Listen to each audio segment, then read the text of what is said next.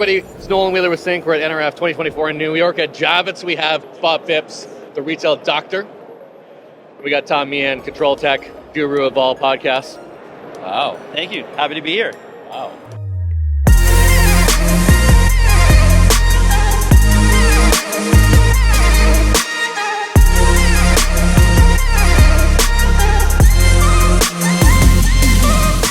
What are we talking about? LP, technology, locking showcases, Bob's favorite topic. So, LP means loss prevention, those of you at home. I'm the one balancing between the two nerds. Yeah. So, yeah. Thanks. Go ahead, and now, if you'll notice, even though I write for Loss Prevention magazine, it's now commonly asset protection. You're even starting to hear profit protection coming over from Europe. Protect our profit. I think we need bigger locks. Yes. I want bigger locks, and I want 2 or 3 layers of glass, and I want the sacred scrunchie to be kind of like a handcuff that only certain people can wear. Yeah. So that they have to look for them long. Maybe they use a metal detector to find them. How's that? I'm kidding, of course. Or am I? Because I actually heard that there actually are stores that have 2 layers of glass now. We did. Yeah. We heard that. Absolutely. Yeah. And then an EAS tag inside the layers of glass. So an EIS tag is a... Electronic article surveillance. And I love electronic articles. And what is that? It's a tag that you put on the device, and you know those gates of the door that beep? That's what it is, the ES tag. So it's like the old thing we'd have in the album stores when you were Yes. okay. Yeah, it's a tag or a label that makes it beep. And I think this goes into, there isn't really a one-size-fits-all solution. It depends on what's going on. I often say, if you do have to lock things up, there's got to be a better way, right? We're not in the dinosaur age where we have to go back to that. So that's what we're really here to talk about. But we're losing that toothpaste. I'm losing that toothpaste. Yeah, which is important. It's important, even though I want to throttle the guy that I have to go find for the sacred scrunchie to unlock it, because I get it, you've got homeless people or something and they're stealing it, but I can't imagine that it is less expensive to lock it up and piss off old guys like me. It's all, not only is not less expensive, because I don't consider myself old, but I generally don't have time. So if I have to go and wait, I'm gonna order it because I can get it shipped to my house. I live just outside of New York City, 20 minutes from the Javits Center. Pretty much, I would say anything I order is at my door either same day or next day if I want to order it. And I am a retail guy, right? I spent 22 years in retail, and with a big portion in luxury, where I would tell you, if we locked something up, it was very odd. It would be fine jewelry, and this is part of the deal. So I think the Amazon effect, and I don't like to say that, has really caused customers to expect convenience that even 15 years ago, they didn't. There wasn't same-day shipping 15 years ago, and if it was not affordable for anyone. Just for the viewers, the sacred scrunchie, for me as well, that's the keys, right? We got that just for the viewers, right? Yeah. You got to translate you as well? Yes. Fair enough. So the sacred scrunchie, every time I'm with Nolan, and I think one of the guys with me, I travel almost every week. So occasionally I don't bring a charger, and I went to a very big box store and had to wait. And the individual I was talking to was this young guy, really, really pleasant. But the frustrating thing for me was not that I had to wait, because I knew I had to wait when I went to the store. Like, I expected to go wait for the Apple charger, like $20. But the employee I was talking to is like, man, there's one key to open it, and then there's only one key to take off the ES tag. So you had to wait for someone to come. So it's not just the customer experience, it's the employee experience. And that person, you could tell, was like, he's frustrated and embarrassed because he knows. And I'm like, no, it's good. And we were chatting, and he said, there's got to be a better way to do this. And I think I texted Nolan right away, because it was like, why aren't more people adopting technology? And I know we were joking before about sometimes we go too far into technology, we want to digitize everything. But we are at the point now where this doesn't need to be this way.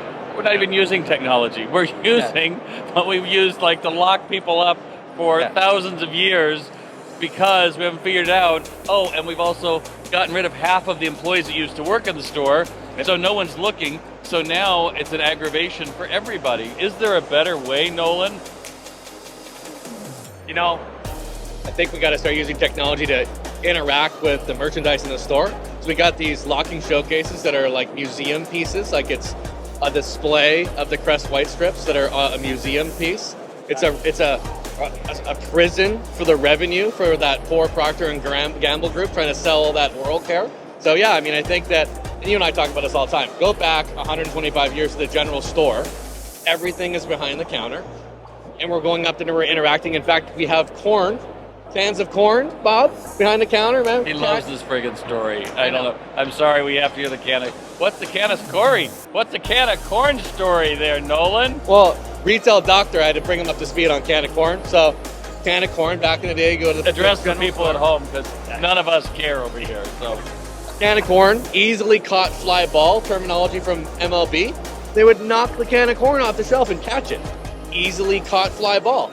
I'm like, oh, Bob's like, hey, can I meet at the show? And da da da da. I said, oh yeah, can of corn. Relevance anywhere can in the of corn. conversation. Can of corn. Anyway, like, what the hell's a can of corn? Going back Can we're gonna cut this part. I say no. So when you're talking about back to the 1920s, actually in my book, the first chapter is about we haven't really evolved much. The laws are the same. The way we treat things, believe it or not, shopkeeper's law is what the basis of shoplifters. When people are literally behind the counter, wheat and grain, and we haven't evolved with everything that's going around it. And there will be some people that say that's not true, but when you actually go back and read what shoplifting was in the early 1900s, it's exactly the same. Now there are some states that choose to make it different, but those are the same states that make everything different. So we really haven't evolved. Well, I will say, as someone who's my whole career has been based on technology, I think the asset protection and loss prevention departments are evolving rapidly, but they're also in a tough spot because they have to, what's their ultimate goal? I've got to reduce that shrink. And so it's, hey, I can't, my hands are in some cases tied. In some markets, if it's not behind glass, and I used to travel to San Francisco all the time, I have an office in Northern California. It's amazing to me that everything's locked up, but if it's not, then it's gone. So it's got to be able to introduce technology. And I know we talk about sync and we're partners, but that is frictionless. And we all say frictionless, but how do you really have frictionless technology? I don't want to download an app. I don't want to add another peripheral. I don't want to give my personal information. I just want to get my stuff. Yeah. But I think that the problem's bigger than just LP. Like you've got an LP problem, which is they put blocking showcases in, or they've got one on display, or they've got a little card out there. But the same happens to, at whatever, the Home Depot or Walmart. If I want to buy a barbecue, it's going to be something that's on display with then I need to find someone. Or a locked restroom. Or a locked fitting room. Yeah, or fitting anywhere room. There's, and Bob, you said it, right? Less people working than ever. And that's the COVID effect. I think a lot of people, I love to say this, I hate to say COVID, but like when COVID happened, there was 3.5 million people that retired that could have retired, and they did. So we have the workforce automatically is, I think it's 3.5 million. You looking me up on that one. Pretty sure it's close to 3.5 million, but that's a huge number to think about coming out of the system. And in the Home Depots of the world, that is the perfect job for someone that's retired, that wants to work a couple hours and makes Okay, however. Yes, here we go. If your job is you're doing a great job because you show up. You get the sacred scrunchie. Wear this. Oh, great. Do I get more money for that? 10 cents an hour, Yeah. maybe. Yeah. You're now our assistant manager. You opened up a whole different box though. It's the same thing though, because the key carrying key holder. the reason a lot of people got out is because you have expected them to be brain dead, and we're here in a technology solutions place, and it's all about having the app to say, did you go to aisle 3? Go to aisle 3 and move this item. Prove you did it. Take a picture of it. Now send it to, you're like, what are we, 3? But that's what we've done. We have so dumbed down why you would work at a store that go ahead, steal it. I don't care. And let's be honest, 50% of shrink comes from where? Oh, right, those same employees. Yes. We gave you the scrunchie, not scrunchy employees. But nothing Bob, against where scrunchy did people. you get that data? I got that from, actually it's a published source, but I can't. So no, the reason I asked is because Oh, is that you? Did you do it in your book? What's the name of your book there? What's the name of your book? Oh. So it's the evolution of retail asset protection, protecting your profit. It does sound like the evolution of retail ass protection. You heard that? Like it's asset protection. Yeah, thank you. All right. Protecting your profit in the digital age. But that's not where I got it from. So the reason I bring that up is because there's a lot of media misinformation about where shrink comes from, where it doesn't come from, when the reality is that, and I'm saying this is my Tom Meehan's opinion, if it's 30% or 50%, there's still an internal aspect, there's still an operations aspect, and there's definitely an external aspect. And a lot of times locking something up, you think you're addressing it, but you're really only addressing one piece of it. In some cases, you're probably exasperating it, because anything that limits sales exasperates shrink, because volume does fix everything.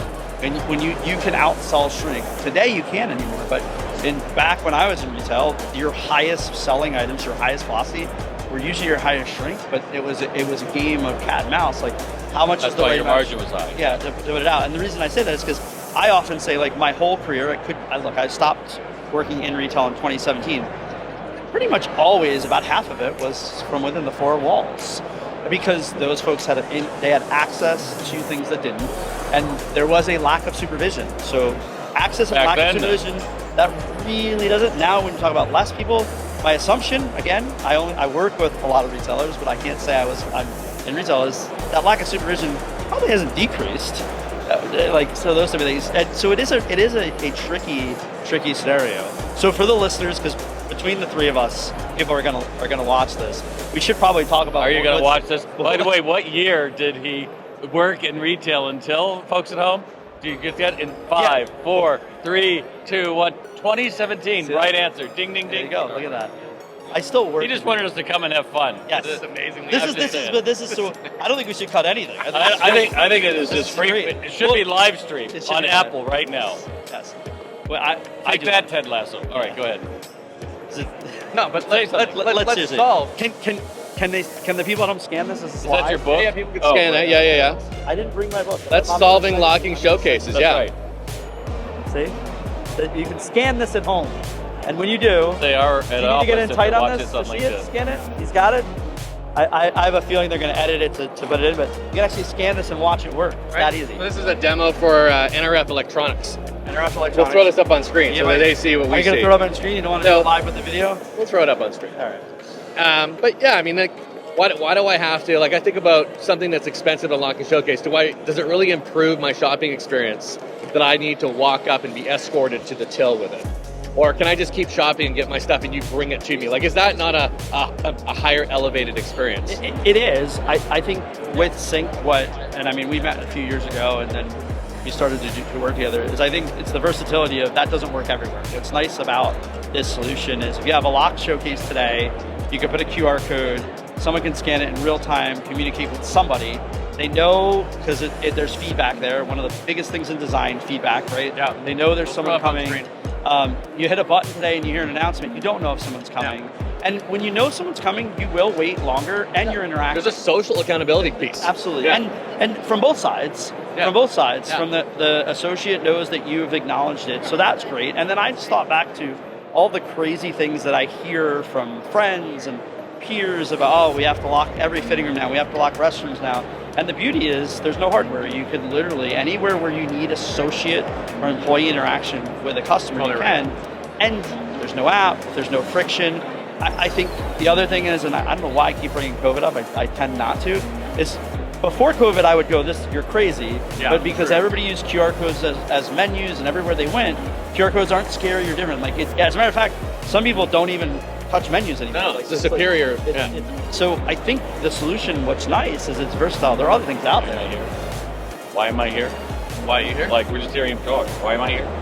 It's fair. The audience, don't you want to hear me talk? We've heard enough of this guy. It's your turn to agree. Like, jeez. Actually, he was working on a very long-winded segue to you. And the segue was... I wanted to know if you agree or disagree.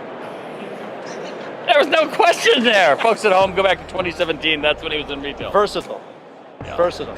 I'll tell you the time. When I was 30 years ago, when I was working retail, and I caught a guy, you sell cowboy clothes, picture me in the cowboy, you're welcome. Awesome. And back in the 80s in Los Angeles, and the back door was open, and this kid had like a dozen pairs of moccasins running out the back. Now I'm morally just, you can't do that! So I go running out the back, through the back, end up, and there's a park out there, and I lose the guy. And there's a cop right there in his patrol car. You get it, I go, no, that guy stole 12 pair of moccasins. He goes, get in the car. Okay, I get in the car. He goes, are they your moccasins? I go, no, the business. He goes, how do you know he didn't have a buddy out here with a gun or a knife? Like, I didn't. Like, yeah, go back to the store, don't ever do that again. Not in this neighborhood. It's like, okay. I think in that real instance, I felt like, okay, there was something that could have happened. But I would say we've come so far backwards from that, like, you know, we see these things on TikTok and everything, like, you know, the smash and grabs. I mean, I'm truly scared for jewelers in particular, where, you know, thieves are coming in within 40 seconds, stealing everything. Is frightening to think that's possible. But you also look at the ones that have the big security guard on the front, and you'll be buzzed in, and it's almost like, are you going to buy something? And then they take it for granted, like you went through this crappy moment to now want to buy a ring or feel good about yourself, and instead you feel like, where am I shopping? Is it Fort Knox? Not that many of us shop at Fort Knox, but if we did, it might feel like that. It's 20 years of retailers building online tools to try to get online market share. And at the exact same time, over those 20 years, we've made in-store shopping worse. There are less staff in stores, there's more stuff locked up, there's a higher rate of out of stocks with supply chain. So, and it's interesting, they're the most profitable customer in the store is the one who comes in, they actually do this, they drive to the location, Bob, they get out of their car and they actually go get all the stuff and then they turn into their own cashier. They're the most profitable, most loyal customer that's in the box. And we've given them no net new technology, but we've given the online guys the best experience ever. I mean, go to do an online shop for milk. And if they're out of milk, they'll give you organic milk for free. They don't do that in brick and mortar. But it's crazy. Why do we bend over backwards to the online customer? In fact, they'll have a sign in the store that says, do you know that you can shop from home? Like if you and I had Please one bodega, I would say, take the sign down. You're killing us, man. So this is all about bringing new technology into brick and mortar and like start treating the best, most profitable customer and give them all the tools that we, for whatever reason, have been built for 20 years. Make it easy. Yeah. Tom?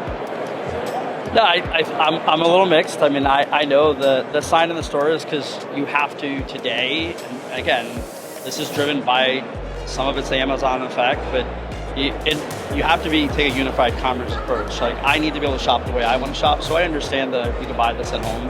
I agree. You have to appreciate that the online shopping to compete in that space is for ego and hero biscuits. But it also because there's no money. It's not profitable. It's not profitable. I was just going to say, especially in grocery. But I understand why retailers are doing it, and I also, and I'm sure you feel the same way. There is some markets where the locking up is the only thing that's even remotely something, and it's not even really like people are coming in with blowtorches, and that's where I come in and say, hey, you say the jewelry, like anytime I see any smash and grab, someone comes with a sledgehammer, like that is a really violent event. You don't need a gun or a knife. Someone comes into your store with an axe or a sledgehammer, I'll tell you something, that to me is more concerning than someone with a knife, like they're bashing things. All right, so no. I gotta go on this one. Because if you're bringing a gun or a knife in to bash something, it's proving my point, which is a locking showcase is warehousing.